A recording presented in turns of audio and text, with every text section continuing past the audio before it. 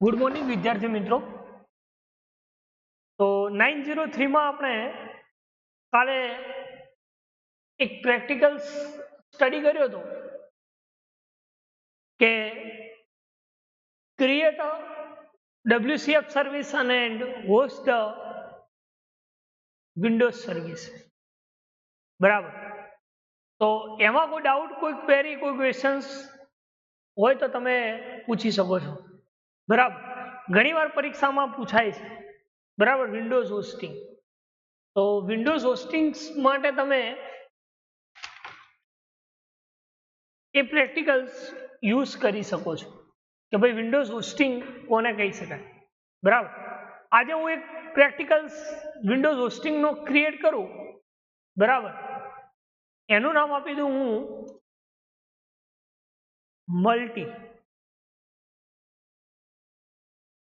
Multiplication. બરાબર.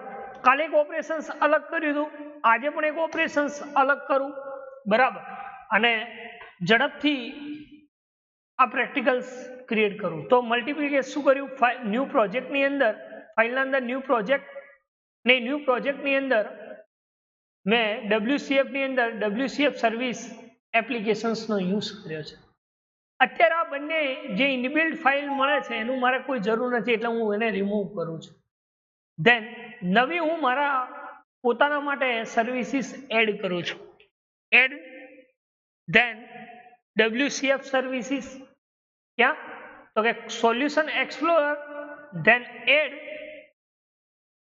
New items, અને એ ન્યૂ આઇટમ્સની અંદર WCF સર્વિસીસ, અને આનું નામ આપી દઉં હું એક સિમ્પલ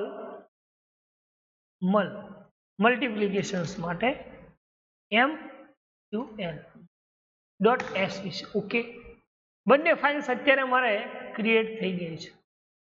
આમાં હું એક ઓપરેશન્સ કરું ઇન્ટીજર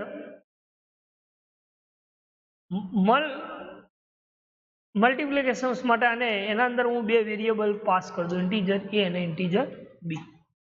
ઓકે. ધ્યાનથી જોજો કે શું કર્યું, મેં સર્વિસીસ એડ કરી અને એ સર્વિસીસને ઓપરેશન્સ કોન્ટ્રાક્ટની અંદર એક મેથડ્સ કોલ કરી દીધી, જેનું નામ આપી દીધું ઇન્ટીજર MUL, અને જેમાં કૌંસમાં બે પેરામીટર પાસ કર્યા, એમાં છે એક ઇન્ટીજર A અને એક ઇન્ટીજર B. ઓકે. હવે હું શું કરું છું તો કે જે સિમ્પલ mul.svc ફાઇલને હું ઓપન કરીશ, અને એ simple.svc ફાઇલના અંદર હું મારો ઇન્ટરફેસ ઇમ્પ્લિમેન્ટ કરું છું. એટલે મારી જે આ ઇન્ટરફેસ, જે આ મેથડ ડિક્લેર કરી છે કઈ, કે આ જે int mul A integer A, integer B, A methods મારી અહીંયા ડિસ્પ્લે થઈ ગઈ, મતલબ એની ઇન્ટરફેસ એનો આ ક્લાસમાં ઇમ્પ્લિમેન્ટ થઈ ગયો. અહીંયા હું લોજિક લખીશ કે રિટર્ન શું થવું જોઈએ, તો કે A મલ્ટીપ્લિકેશન્સ B. આપણે કાલે પ્લસ કર્યું તો આજે મલ્ટીપ્લિકેશન્સ કરવું છે. બરાબર. શું કર્યું, return A multiplied by B. બરાબર. એટલે એનો મતલબ શું કે A ની વેલ્યુ ને B ની વેલ્યુનો મલ્ટીપ્લિકેશન, એટલે કે ગુણાકાર થઈને રિટર્ન થશે, ક્યાં, જ્યાંથી કોલ થયું છે ત્યાં. બરાબર. હવે હું અમારું જે લોજિક છે એ લોજિકને હું શું કરું છું, તપાસું છું, રન કરું છું. બરાબર. જો રન મારું લોજિક પ્રોપર હશે, બરાબર, તો એ મને શું કરશે, રિટર્ન કરશે, અધરવાઇઝ રિટર્ન નહીં કરે. બરાબર. તો રન થશે મારી એપ્લિકેશન્સ. ઓકે. રન પ્રોપર છે. બરાબર. Then debug stop. ઓકે.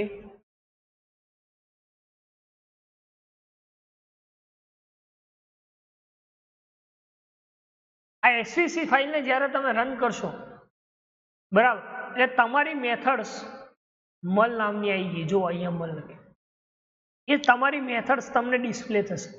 આની વેલ્યુ આપું હું 10 અને આની આપું 2, એટલે 10 into 2 કેટલા થવા જોઈએ? 20 થવા જોઈએ. ઇન્વોક કરું છું.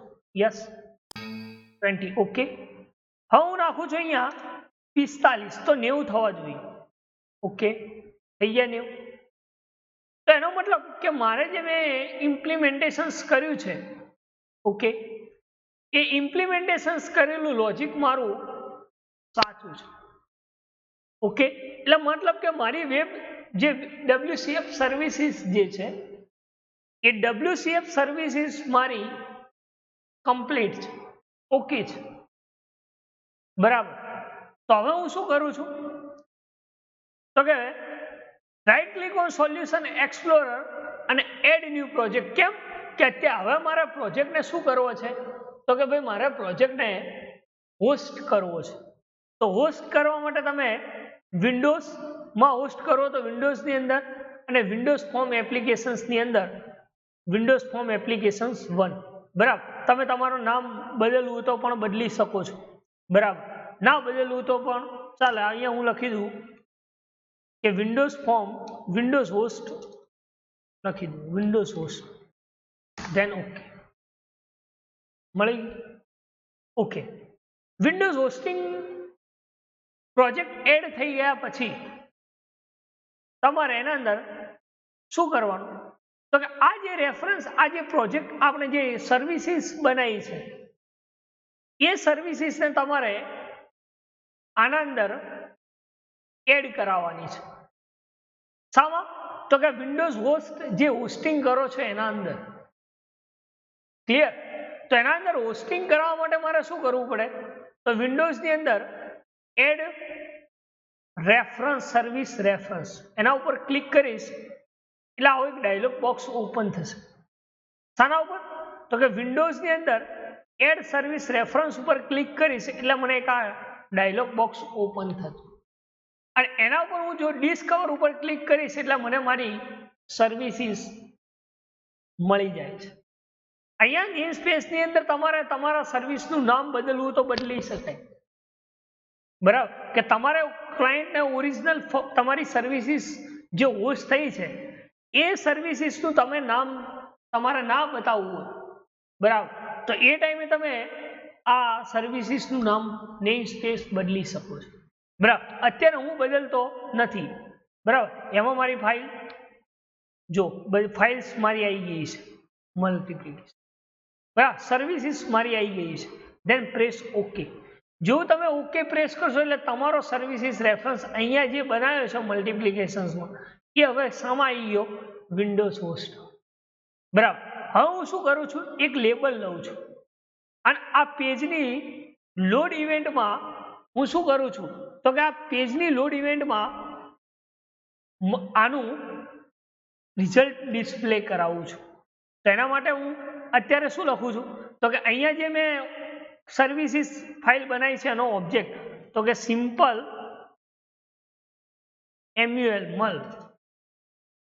મલ્ટીપ્લિકેશન્સ, પાછળ તમે ક્લાયન્ટ શબ્દ લગાવજો. કયો? ક્લાયન્ટ, કારણ કે આ ક્લાયન્ટ તરીકે વર્ક કરે છે એટલા માટે. આનો ઓબ્જેક્ટ બનાવી દઉં હું સેમ, અથવા બનાવી દો ને આપણે proxy is equal to new simple mal then over.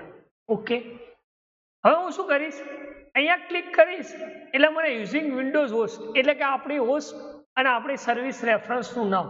Yes, તો અહીંયા આના ઉપર ક્લિક કરશો એટલે ઉપર એક આ નેમ સ્પેસ એડ થઈ ગઈ, બરાબર. હવે તો બસ ખાલી શું કરું એક વેરિયેબલ લઉં જેનું નામ આપી દઉં આન્સર અને એ આન્સરમાં શું કરાવું છું તો કે એ આન્સરના અંદર આ ઓબ્જેક્ટ થ્રુ એટલે કે મારો ઓબ્જેક્ટ શું છે તો કે પ્રોક્સી, અને એ પ્રોક્સી ઓબ્જેક્ટ દ્વારા કઈ મેથડ હતી મારી? મેથડનું નામ મલ્ટીપ્લિકેશન્સ. ઓકે, મલ. ધેન એના અંદર હું નાખું છું 10 અને 5 વેલ્યુ, બરાબર. અને એ આન્સરને હવે હું શું કરાવી દઉં છું? પ્રિન્ટ કરાવી દઉં છું. Label 1 dot text equal to answer dot to string થી મારે હવે એને શું કરવા પડશે? બાઇન્ડ કરવા પડશે. ઓકે, હવે હું રન કરું છું તો રન કરવા માટે આ વિન્ડોઝને આપણે શું કરશો, startup set as a startup project, then run. જો 50 મળી ગયા કે પેજ જેવું લોડ થયું એટલે 50 મળી ગયા. હવે અહીંયા હું નાખું છું આની જગ્યાએ અગેન 5 નાખો. હવે રન કરો. તમને કેટલા મળવા જોઈએ? 25 મળવા જોઈએ. જો મળી ગયા 25. દેખાય છે? ઓકે. તો આપણે સ્ટેટિક કામ થયું, બરાબર. પણ મારે તો શું કરવું છે, અહીંયા બે ટેક્સ્ટ બોક્સ લેવા છે કે ભાઈ હું ટેક્સ્ટ બોક્સમાં જે વેલ્યુ નાખું, બરાબર, અને બટન ઉપર ક્લિક કરું એટલે મને ડિસ્પ્લે થવું જોઈએ. એક બટન લઈ લો, ડાયનેમિક કામ કરવું છે. આ તો મારે વારંવાર પેલામાં જવું પડે. શેમાં? ફરીથી મારે સ્ટોપ કરવું પડે પ્રોજેક્ટ, બરાબર. હું તો એને રન ટાઈમ ગમે તે વેલ્યુ નાખું, બરાબર, તો રન ટાઈમ વેલ્યુ નાખું તો મને એ ડિસ્પ્લે થવું જોઈએ. ઓકે. એના માટે મેં શું કર્યું, બે ટેક્સ્ટ બોક્સ લીધા અને એક બટન લઈ લીધું. ઓકે. અત્યારે હવે આ કોડને હું થોડો કમેન્ટમાં મૂકી દઉં છું, કેમ કે પેજ લોડ થાય એટલે એક્ઝિક્યુટ થાય છે. એટલામાં મારે ક્લિક થાય તો જ મલ્ટિપ્લિકેશન્સ થવું જોઈએ, અધરવાઇઝ ના થવું જોઈએ, બરાબર. તો હું શું કરું છું ડાયનેમિક માટે, તો કે મારે પહેલાં તો એક તો એનો ઓબ્જેક્ટ જે આપણે ક્રિએટ કર્યો હોય એનું નામ આપી દો. અત્યારે હું proxy equal to new proxy. Okay. હવે તમને એમ થાય કે આ એકવાર અહીંયા નેમ સ્પેસ એડ કરાવી હતી તો અહીંયા કેમ નહીં? કારણ કે નેમ સ્પેસ એક જ વાર એડ થાય, બરાબર. એને પછી તમે 10 વખત યુઝ કરો તો એના ઓબ્જેક્ટને યુઝ કરી શકો છો, લાઈક એસ printf અને scanf ફંક્શન્સ જેવું. ઓકે. ધેન હવે હું શું કરું છું, તો કે label1.txt ની અંદર મારો શું ડિસ્પ્લે થવું જોઈએ, તો કે સ્ટ્રિંગ ફોર્મેટની અંદર એક મેસેજ પ્રિન્ટ કરાવું છું કે ભાઈ મલ્ટિપ્લિકેશન્સ, અથવા તો તમે આન્સર ઇઝ લખી મલ્ટિપ્લિકેશન્સ ઓફ રિઝલ્ટ, કે મલ્ટિપ્લિકેશન શું, રિઝલ્ટ શું મળે છે એવું એક મેસેજ પ્રિન્ટ કરાવો. ધેન શું ક્રિએટ કરું છું, તો કે પ્રોક્સી ડોટ કઈ મેથડ મારી મલ્ટિપ્લિકેશન્સ. ઓકે. એના અંદર શું કરીશું, તો કે ટેક્સ્ટ બોક્સ 1 ની ટેક્સ્ટ છે એને હું કન્વર્ટ કરાવી દઉં છું ટુ ઇન્ટીજર થી ઇન્ટીજર 32 ડોટ, બરાબર. કારણ કે સ્ટ્રિંગ ફોર્મેટમાં એટલે એને કન્વર્ટ કરાવવું પડશે. એટલા માટે text box 1 dot text. Okay. Then comma again convert, comma convert to integer 32 dot text box 2 dot text. Okay. Then over text box dot text, આ પ્રોક્સીનો ઓવર અને આ કન્વર્ટનો ઓવર ડોટ ટુ.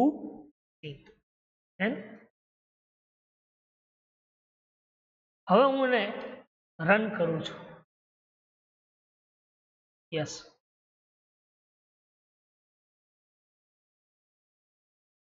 હવે એક્સપેક્ટેડ એટલે કે એરર શાની આવે છે, તો કે બ્રેકેટ્સ, બરાબર. કારણ કે મેઇન આપણે બાકી રહી ગયું. હવે રન કરીશ. ઓકે. આમાં નાખું છું હું 10 અને આમાં નાખું છું અત્યારે 20. કેટલા આવવા જોઈએ? રિઝલ્ટ ડિસ્પ્લે નથી. કારણ શું? આપણે કંઈક ભૂલ કરી છે. શું ભૂલ છે એ શોધીએ. તો કે multiplications string format. Okay. Then proxy dot આપણી methods. Okay. Then convert dot 32. Yes. Text box 1 ની ડોટ ટેક્સ્ટ. ઓકે. ધેન અહીંયા અગેન એક કૌંસ કરી, ધેન હવે રન કરી.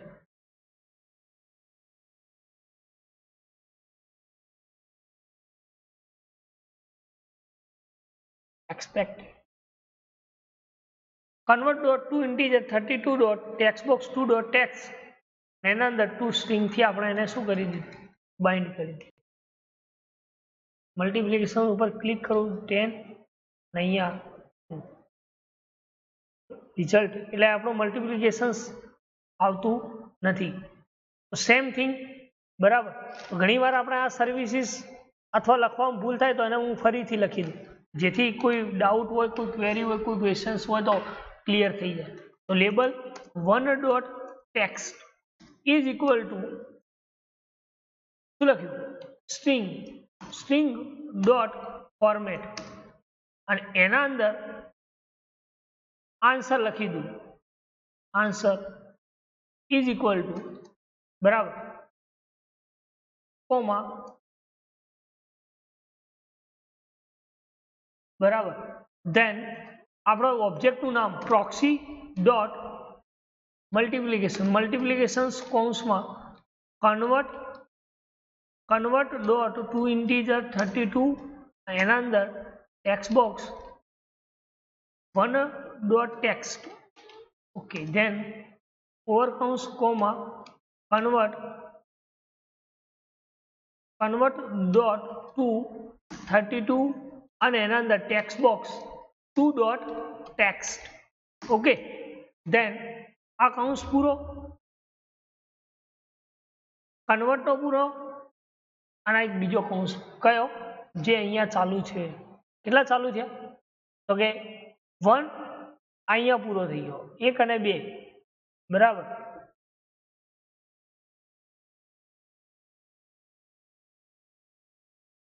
એક આ 2 ચાલુ થયા ને બરાબર તો આ 2 અહીંયા પૂરા થયા અને એક આ main then dot to string then over then આ કૌંસ ઓવર. હવે જોઈ લઈએ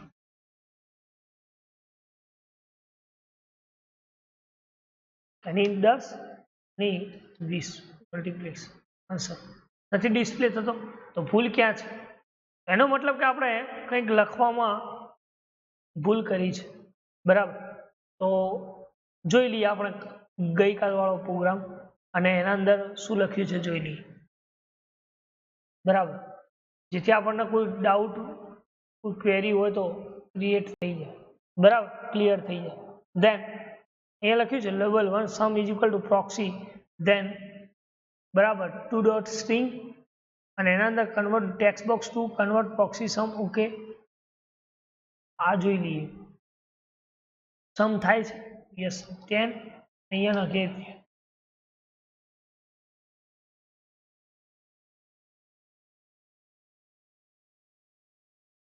ઓકે ધેન તો અહીંયા પણ આપણે જોઈ લઈએ મલ્ટીપ્લિકેશન્સમાં શું પ્રોબ્લેમ્સ આવે છે બરાબર. અહીંયા આપણે ફંક્શન્સનું નામ લખવાનું છે મલ્ટીપ્લિકેશન્સ બરાબર અને અહીંયા સમની જગ્યાએ આપણે આન્સર લખીએ ઓકે.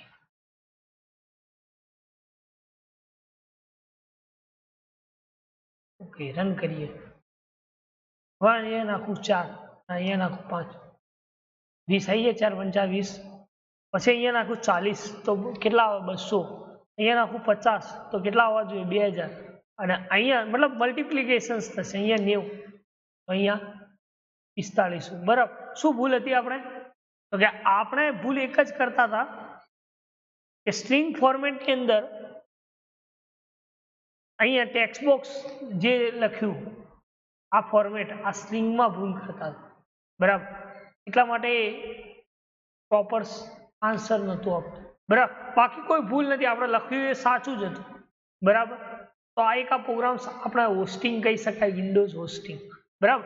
જે ગઈકાલે તમે કોઈ ડાઉટ હોય ખ્યાલ ના આવ્યો તો ફરીથી આ મલ્ટીપ્લિકેશન્સ ઓપરેશન્સ ચલાવ્યું છે બરાબર 40 આવવા જોઈએ બરાબર 20 × 20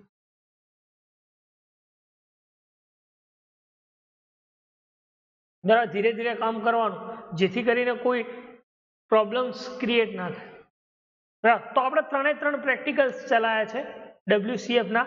create a WCF services and host the console applications એટલે કે સેલ્ફ હોસ્ટિંગ્સ. એના પછી આપણે પ્રેક્ટિકલ્સ ચલાવ્યો કયો create WCF services and host the II hosting.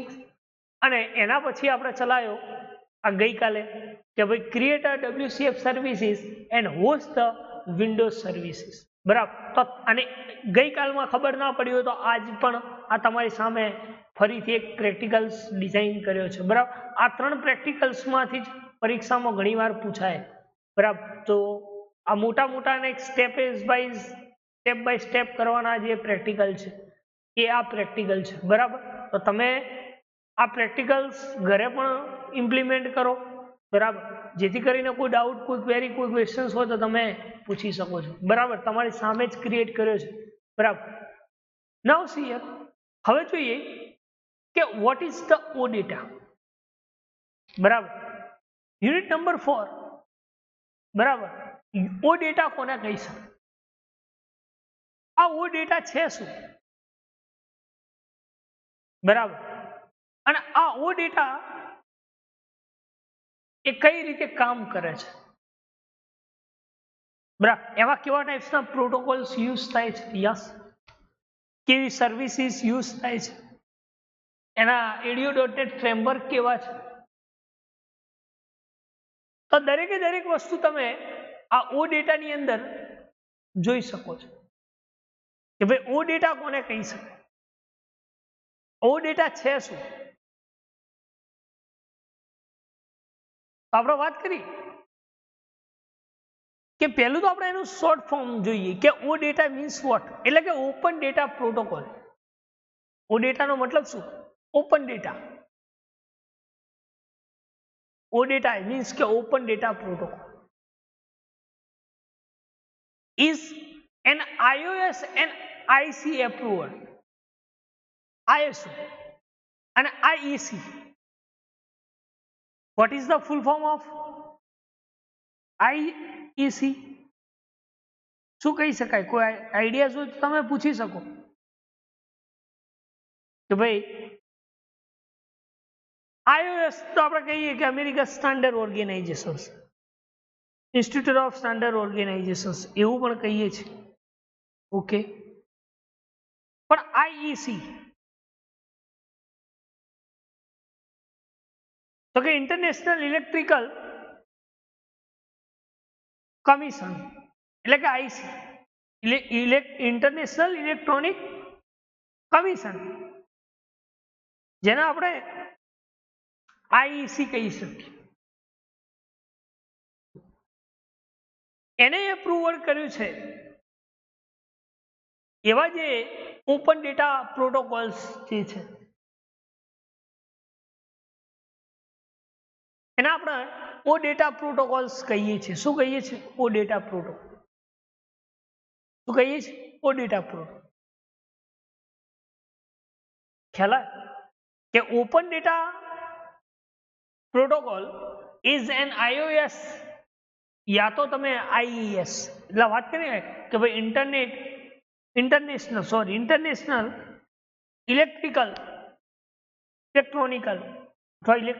ઇલેક્ટ્રોનિકલ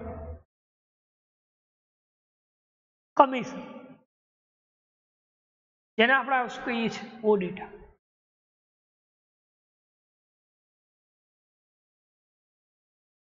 એને જે એપ્રુવલ કર્યા છે પ્રોટોકોલ્સ, જેને આપણે શું કહીએ છીએ? ઓ ડેટા. શું કહીએ છીએ? ઓ ડેટા. એટલે કે ASIS standard that define set of best practice for building and consuming reset APIs. તમે માની લો કોઈ APIs ક્રિએટ કરી છે તો એ API ને તમારે કન્ઝ્યુમિંગ કરવી હોય અથવા રીસેટ કરવી હોય, કોઈ ડિફાઇન કર્યું હોય સેટ ઓફ પ્રેક્ટિસ, તો એ સેટ ઓફ પ્રેક્ટિસ જે બિલ્ડિંગ કન્ઝ્યુમિંગ રીસેટ API છે, બરાબર, તો એ કન્ઝ્યુમિંગ રીસેટ એપીઆઈસ ને તમારે સ્ટાન્ડર્ડાઇઝ ડિફાઇન કરી છે, જેને આપણે શું કહીએ છીએ? ઓ ડેટા. શું કહીએ છીએ? ઓ ડેટા. કે O data is an iOS IEC approved or OASIS standard that define a set of best practice for building and consuming reset APIs. This is known as OData. એને શું કહીએ છીએ આપણે? OData. રીસેટ, ફરીથી set કર્યું કોઈ APIs. That time તમે OData use કરી શકો.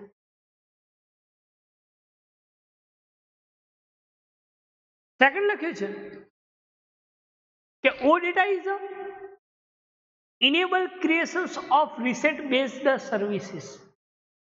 OData કેવું છે? તો કે enable creation છે. કેવું છે? enable creations. enable creation.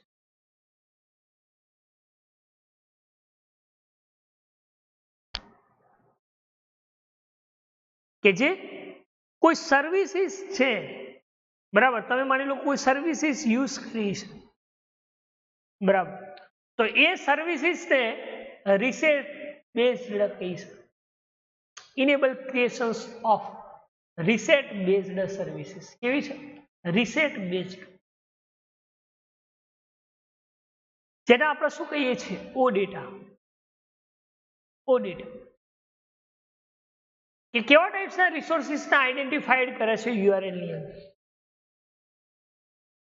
કોઈ સર્વિસીસ જે છે આપણે ક્રિએશન્સ કરી છે, એ services which resources identify using URL. કેવા ટાઈપ્સના જે રિસોર્સિસ છે એ રિસોર્સિસને આઈડેન્ટિફાઈડ કરે છે.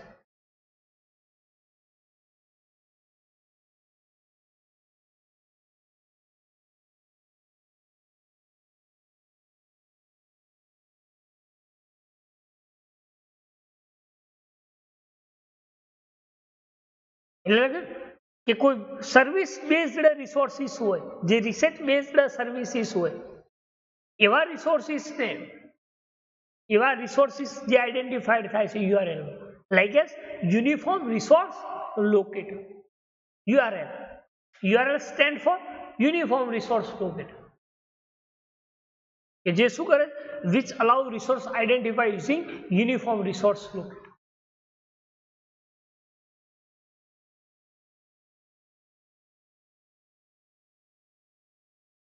And defined in a data model to be published and edited by web client using simple HTTP message.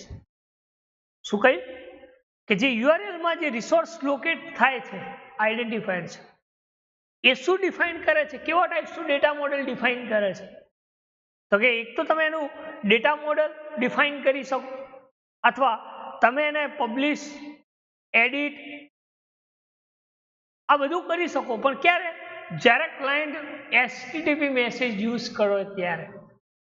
એટલે કે web client using simple HTTP message, hypertext transfer protocol, જેને આપણે કહીએ છીએ HTTP.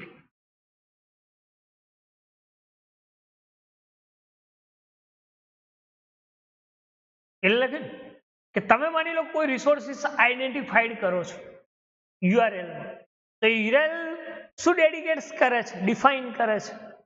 તો કે એના અંદર ડેટા મોડેલ જે પબ્લિશ કર્યા છે, એ પબ્લિશ થયેલા ડેટા મોડેલ્સ જેને આપણે એડિટેડ બાય અથવા વેબ ક્લાયન્ટ યુઝિંગ, જે ક્લાયન્ટ યુઝ કરે છે, બરાબર, એવા HTTP મેસેજ,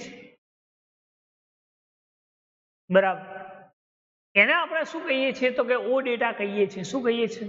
ઓ ડેટા.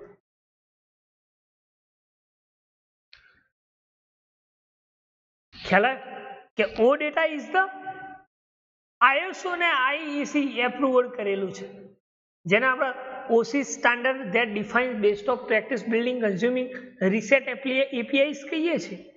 તો આપણે એને રીસેટ કોઈ સ્ટ્રક્ચર બનાવી છે, કોઈ એપ્લિકેશન્સ બનાવી છે, તો એ એપ્લિકેશન્સને ફરીથી તમારે રીસેટ કરવી હોય એપીઆઈને, જે ટાઈમ તમે કરી શકો. બીજું કયું કે શું કરે છે કે જે રીસેટ બેઝડ સર્વિસીસ જે છે એ રીસેટ બેઝ સર્વિસીસ એ શું અલાઉસ કરે છે તો કે યુઆરએલ એટલે કે રિસોર્સિસને આઈડેન્ટિફાઈડ કરે છે. યુનિફોર્મ રિસોર્સિસ યુઆરએલને આઈડેન્ટિફાઈડ કરે છે, રિસોર્સિસને આઈડેન્ટિફાઈડ, કે જેમાં એ શું ડિફાઇન કરે છે તો કે data model to be publish and edited by web client using simple HTTP message.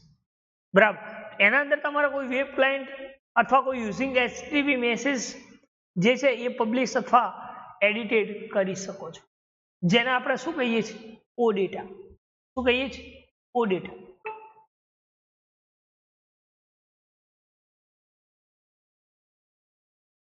એટલે કે O data helps the application, OData helps the application to focus on business logic. OData ની મદદથી તમે એપ્લિકેશન્સ શું કરે છે તો કે વધારે ફોકસ બિઝનેસ લોજિકમાં ધરાવે છે. OData છે તો ODataની મદદથી એપ્લિકેશન્સની અંદર વધારેમાં વધારે ફોકસ ધ્યાન ક્યાં જાય છે તો કે બિઝનેસ લોજિક. ક્યાં બિઝનેસ લોજિકની અંદર આપણે એવું કહી શકીએ 3 tier architecture, client, business then server. બરાબર, તો આપણે આર્કિટેક્ચર્સ ભણીને 3 ટીયર આર્કિટેક્ચર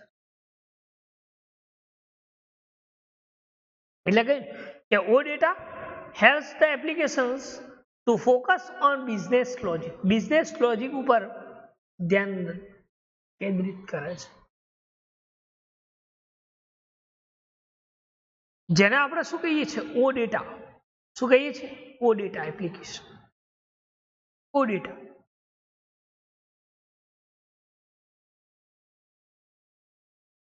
એટલે કે બિઝનેસ લોજિક છે એના ઉપર ફોકસ કરે છે, પણ ક્યારે without worrying about the various API approaches to define request and response header, status code and HTTP method. કઈ કઈ જગ્યાએ આ without worrying about various API approach focus કરે છે કે માની લો કે કોઈ એપ્રોચીસ, કોઈ ડિફાઇનિંગ રિક્વેસ્ટ અથવા રિસ્પોન્સ હેડર, કોઈ રિક્વેસ્ટ એપ્રોચીસ છે, કોઈ રિક્વેસ્ટ આવવાનું જે મીડિયમ છે, જે માધ્યમ છે, એ જગ્યાએ તો કે એક તો રિસ્પોન્સ હેડર તરીકે કામ કરે, સ્ટેટસ કોડ તરીકે કામ કરે, HTTP method, URL conversions, media type, payload format, query options, then etcetera. આટલી જગ્યાએ બિઝનેસ લોજિકમાં એપ્રોચીસ ધરાવે છે. કોણ? આજે ઓ ડેટા એપ્લિકેશન્સ જે છે, જે બિઝનેસ લોજિક ઉપર ફોકસ કરે છે.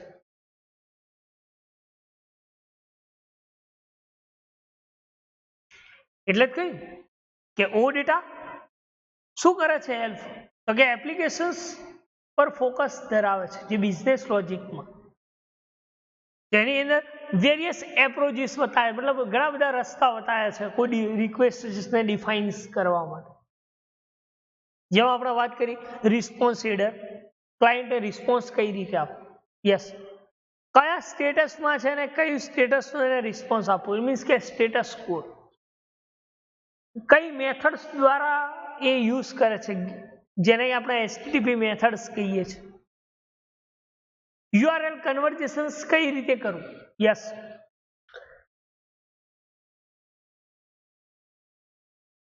ધેન મીડિયાનો ટાઈપ શું છે, મીડિયા ઘણા બધા પ્રકારના હોય, internal media, external media, through output, આ બધા જે છે, this is the media type.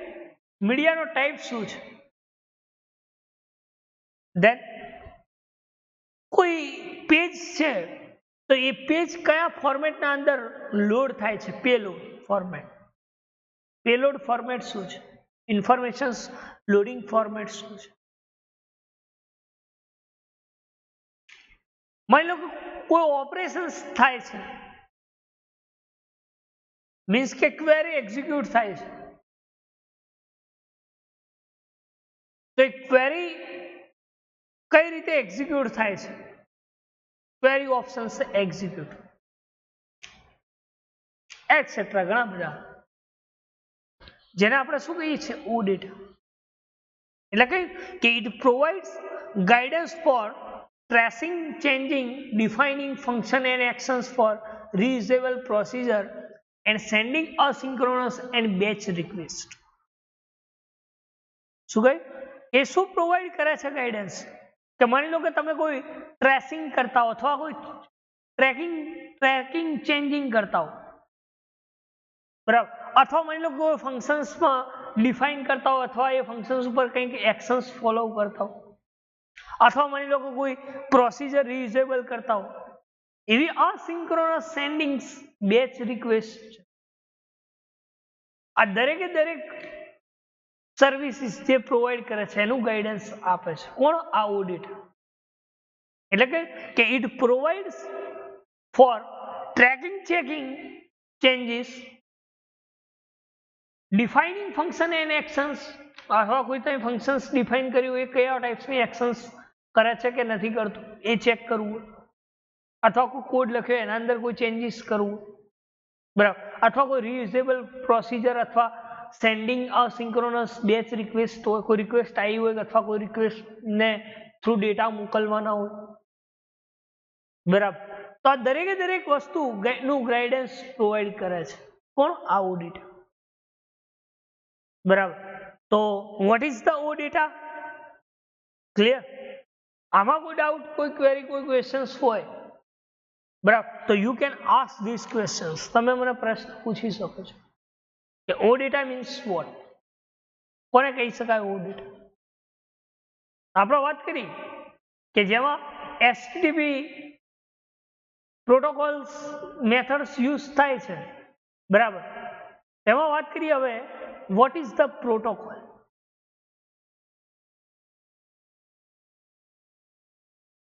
Protocol કોને કહી શકાય? પ્રોટોકોલ કોને કહી શકાય? કોને કહી શકાય protocol? Protocols means what? Protocol છે શું? અને એ પ્રોટોકોલ ઓડિટાના અંદર કઈ રીતે ઇન્ટરેક્ટિંગ થાય છે, જેને આપણે રીસેટ ઇન્ટરફેસ તરીકે યુઝ કરી શકીએ. એટલે વાત કરી કે વોટ ઇઝ ધ પ્રોટોકોલ. મતલબ કોઈ એપ્લિકેશન્સ લેવલ છે, એ એપ્લિકેશન્સ કેવા ટાઈપ્સના લેવલના પ્રોટોકોલ્સને યુઝ કરે છે? એના ઓબ્જેક્ટને ઇન્ટરેક્ટિંગ કરે છે, ઇન્ટરફેસ ક્રિએટ કરે છે, ઓબ્જેક્ટનું કમ્યુનિકેશન્સ કરાવડાવે છે, જેથી આપણે એ એપ્લિકેશન્સને એક્સેસ કરી શકો યુઝિંગ ધ પ્રોટોકોલ. એ ચાહે FTP હોય, યા તો HTTP હોય, IP હોય, વોટ એવર, એવા ઘણા SNMP હોય, POP હોય. આ દરેકે દરેક પ્રોટોકોલ્સ જે છે એ કઈ કઈ ટાઈપ્સની એપ્લિકેશન્સ લેવલ પ્રોવાઈડ કરે છે? તો એના માટે કહી શકો કે what is the protocol? Protocol છે શું?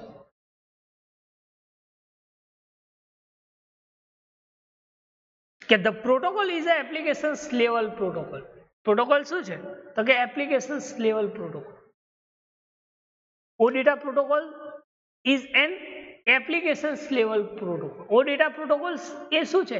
તો કે એપ્લિકેશન્સ લેવલ પ્રોટોકોલ છે કે જે for interacting with data via RESTful interface. એ શું કરે છે?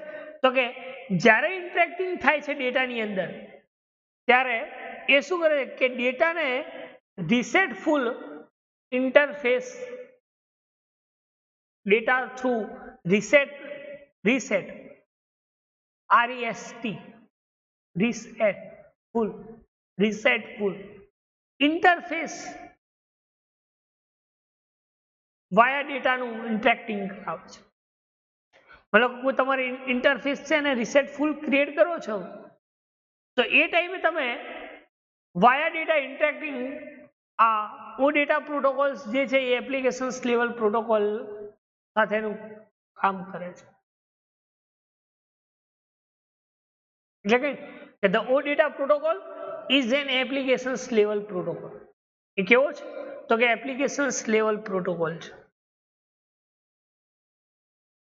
એ શું કામ કરે છે તો કે interacting with data with RESTful interface RESTful create કરે છે. બરાબર, જેને આપણે શું કહીએ છીએ protocol. This is the protocol. શું કહીએ છીએ પ્રોટોકોલ. એટલે કે it is support the descriptions of data model. એ શું સપોર્ટેડ છે તો કે કોઈ ડેટા મોડેલ છે તો એ ડેટા મોડેલનું ડિસ્ક્રિપ્શન્સ આપે છે, એનું સપોર્ટેડ કરે છે. કોઈ ડેટા મોડેલ જે છે એ દરેકે દરેક ડેટા મોડેલ્સના ડિસ્ક્રિપ્શન્સને સપોર્ટ કરે છે. શું સપોર્ટ કરે છે? ડિસ્ક્રિપ્શન્સ ઓફ મોડેલ, એવું કહી શકાય. ડિસ્ક્રિપ્શન્સ ઓફ મોડેલ, ડિસ્ક્રિપ્શન્સને સપોર્ટ કરે છે. જેને આપણે શું કહીએ છીએ તો કે ડેટા મોડેલ. શું કહીએ છીએ? Data model. રાઈટ, કે it is support the descriptions of data model. Description of data models support કરે છે. કે જેમાં કે મોડેલ્સના અંદર editing and querying and data according to the those model. તો એના અંદર કેવા ટાઈપ્સના ડિસ્ક્રિપ્શન્સ ડેટા મોડેલ્સમાં હશે? માની લો કોઈ એડિટિંગ્સ હોય, ફંક્શન્સ અથવા કોઈ સર્વિસીસનું એડિટિંગ્સ, અથવા માની લો કે કોઈ ક્વેરિંગ હોય, મતલબ કોઈ ક્વેરી પ્રોસેસિંગ થતી હોય, ક્વેરિંગ લોજિક ઇમ્પ્લિમેન્ટ થતું, ક્વેરિંગ્સ એક્ઝિક્યુટ થતી હોય, અથવા તો કોઈ ડેટા એન્કોડિંગ કોઈ મોડેલ્સ હોય. શું હોય? અથવા કોઈ ડેટા એન્કોડિંગ મોડેલ્સ હોય. બરાબર, તો એવા જે ડિસ્ક્રિપ્શન્સ ટાઈપ ઓફ ડેટા મોડેલ જે છે એને આપણે શું કહીએ છીએ તો કે એને આપણે પ્રોટોકોલ્સ કહીએ. અને એ પ્રોટોકોલ શું કરે છે, કેવું શું સપોર્ટેડ છે તો કે હાઈલી ડિસ્ક્રિપ્શન્સ ઓફ ઓએસઆઈ મોડેલ ક્રિએટ કરાવે છે. બરાબર, એને આપણે શું કહીએ છીએ તો કે એને આપણે ઓડેટા પ્રોટોકોલ્સ. એટલે કે રીસેટ એપીઆઈ એ કોના બેઝ કામ કરે છે તો કે REST API are based on OData are easy to discover and consume the OData metadata as a machine readable descriptions. કે જે રીસેટ એપીઆઈ જે છે એને તમે OData ઇઝીલી ડિસ્કવર કરી શકો છો. શું કહે? ઇઝીલી OData ડિસ્કવર કરી શકો છો. તમે કન્ઝ્યુમ કરી શકો છો મેટા ડેટા, મશીન રીડેબલ ડિસ્ક્રિપ્શન્સ જેને આપણે OData કહીએ છીએ, હ્યુમન રીડેબલ ફોર્મેટ્સ હોય, અથવા માની લો કે કોઈ પાવરફુલ જેનરિક પ્રોક્સી ટૂલ હોય. બરાબર, જેને શું એનું બેસ્ટ એક્ઝામ્પલ આપું છું હું કે આપણે એક એસપીસીઆઈ ફાઇલ ક્રિએટ કરીને એના અંદર ડિસ્કવર આપણે કરતા હતા, સર્વિસ રેફરન્સ જ્યારે એડ કરતા હતા,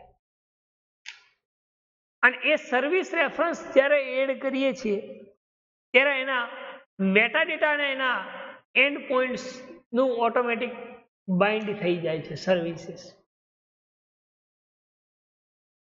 ખ્યાલ આવે છે? તો એ શું? This is the OData. એટલે એને કહ્યું કે તમે માની લો કોઈ એપીઆઈ રીસેટ કરો છો, બરાબર, તો એ ટાઈમે તમે એ OData ને તમે ઇઝીલી ડિસ્કવર કરી શકો છો. શું કરી શકો છો? Easily discover.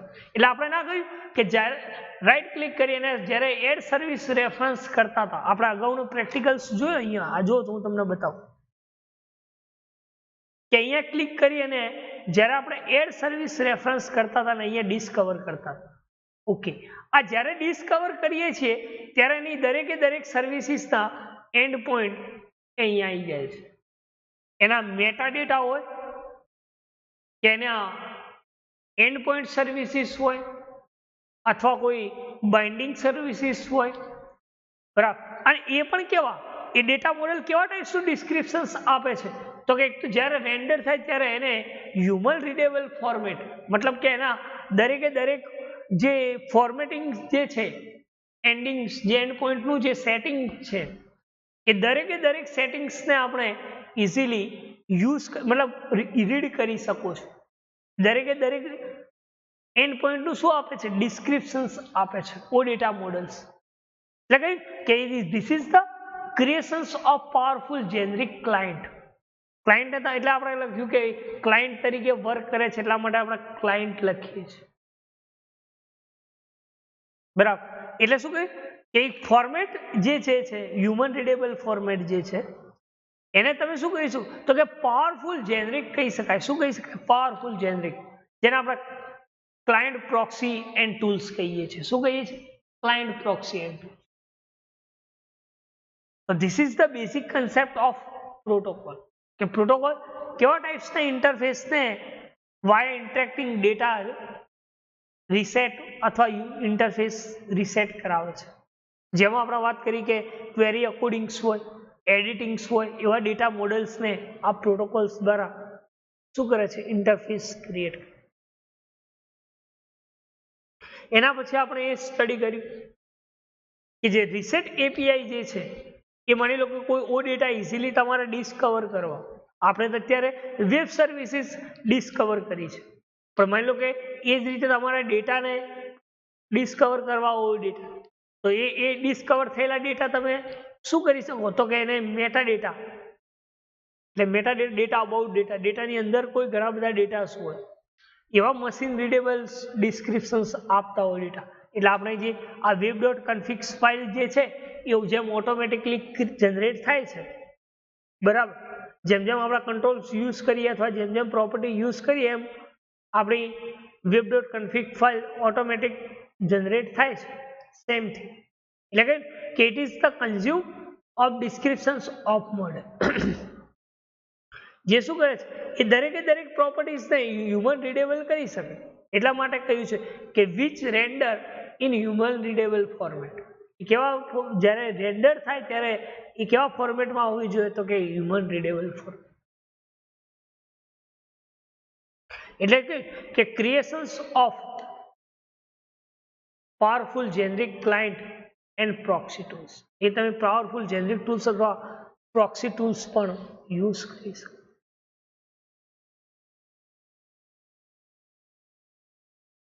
એટલે કે O data improves the semantic interoperability between system and follows this design principle. બરાબર, પ્રિન્સિપલ્સ એ શું છે, ઓ ડેટા શું છે, પ્રોટોકોલ શું છે, બરાબર, આ દરેકે દરેક વસ્તુનું આપણને ખ્યાલ હોવો છે કે પ્રિન્સિપલ્સ, પ્રોટોકોલ્સ કોને કહી શકાય, ઓ ડેટા કોને કહી શકાય, એ કેવા ટાઈપ્સના ફંક્શનાલિટીને ડિસ્કવર કરે છે, બરાબર. તો પેલું ફંક્શનાલિટી જે છે પ્રિન્સિપલ એ છે ફોલો રીસેટ પ્રિન્સિપલ. શું કહી, ફોલો રીસેટ પ્રિન્સિપલ. તમે ફોલો કોઈ રીસેટ જે છે એ પ્રિન્સિપલને તમે ફોલો કરી શકો, બરાબર. તો એને પણ આપણે પ્રિન્સિપલ્સ ઓફ ઓ ડેટા કહી શકીએ. શું કહી શકીએ, પ્રિન્સિપલ ઓફ ઓ ડેટા, બરાબર. ધેન બીજું શું કહી શકીએ, બીજી પ્રિન્સિપલ જે છે એ છે keep it simple and address the common case and provide extensibility where the necessary. શું કહ્યું, keep it simple, address the common case and provide extensibility where necessary. એક તો સિમ્પલ છે, તમારે એના એડ્રેસ કોમન કેસ પ્રોવાઈડ કરવા હોય અથવા કોઈ એક્સટેન્સિબિલિટી ની નેસેસરી હોય, બરાબર, ધેટ ટાઈમ્સ તમે આ ઓડેટા પ્રોટોકોલ્સમાં ક્રિએટ કરી શકો છો કે ભાઈ address and the common case and provide extensibility એ શું છે, એની નેસેસરી કેવી છે, બરાબર, તો એ પણ તમે પ્રિન્સિપલ્સ પ્રોવાઈડ કરી શકો છો. એને કહી કે ફોલો રીસેટ પ્રિન્સિપલ રીસેટ એને કહી શકો. થર્ડ વન છે બિલ્ડ ઇન્ક્રીમેન્ટ. શું કહ્યું છે? Build increment. તમે એને બિલ્ડ કરી શકો છો, ઇન્ક્રીમેન્ટ કરી શકો છો. ઇન્ક્રીમેન્ટ, બિલ્ડ ઇન્ક્રીમેન્ટ એટલે કે very basic and compliant service should be easy to build. શું કહ્યું કે તમે જે સર્વિસીસ કોમ્પ્લિમેન્ટ સર્વિસીસ ક્રિએટ કરી છે એને તમે ઇઝીલી બિલ્ડ કરી શકો છો. વેરી બેઝિક છે, સિમ્પલ છે. આપણે માની લો કોઈ સર્વિસીસ ક્રિએટ કરી હોય, બરાબર, તો એ સર્વિસીસ આપણે શું કરી શકું? બિલ્ડ કરી શકું. એટલે કે with the additional work necessary only to support additional capabilities, કે જેટલી એડિશનલ વર્ક નેસેસરી હોય એટલે તમે એના એડિશનલ એની કેપેસિટી જે છે એ પણ તમે એની સપોર્ટેડ કરે છે. જેટલું એનું એડિશનલ વર્ક નેસેસરી, જેટલું એનું કામ વધારે છે એટલું એને સપોર્ટ કેપેબિલિટી પણ કેટલી છે? એડિશનલ, મતલબ વધારે પ્રમાણમાં છે, બરાબર. એક ક્વેશ્ચન્સ અસાઇનમેન્ટ માટે લખો કે write a step to create WCF service and host Windows service. બરાબર, આ એક ક્વેશ્ચન્સ લખજો કે right a step to create a WCF service and host the Windows service. આ એક પ્રશ્ન લખજો.